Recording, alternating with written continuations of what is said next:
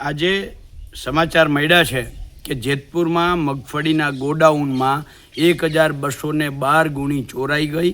એની ફરિયાદ ગોડાઉન મેનેજરે કરી છે. ત્યારે સવાલ એ ઊભો થાય છે કે આ 1212 ગુણી ગોડાઉનમાં બહાર નીકળી હશે, 3 ખટારા ભરાયા હશે, તો સીસીટીવી કેમેરા નહોતા, ત્યાં ચોકીદાર નહોતો, ત્યાં સુપરવાઇઝર નહોતો.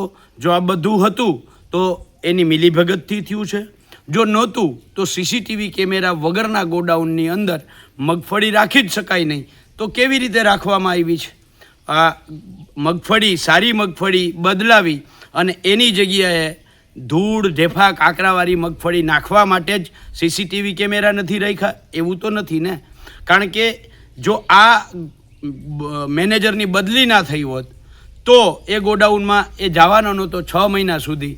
6 મહિનામાં આખા ગોડાઉનમાંથી સારી મગફળી ઉપાડી લેત, એની જગ્યાએ ખરાબ મગફળી ભરી દેત અને જે અગાઉ આ જ જેતપુરનું પેઢલા મગફળી કૌભાંડ માટે જાણીતું છે એવું ને એવું કૌભાંડ થાત પણ કોઈને ખબર પડત નહીં. આ તો ગોડાઉન મેનેજરની બદલી થઈ અને નવા ગોડાઉન સોંપતા પહેલાં બધી જ મગફળીની ગુણીની ગણતરી કરવામાં આવે, એના ભાગરૂપે આ ચોરી પકડાઈ છે. પોલીસ ફરિયાદ થઈ છે, આવકાર્ય છે.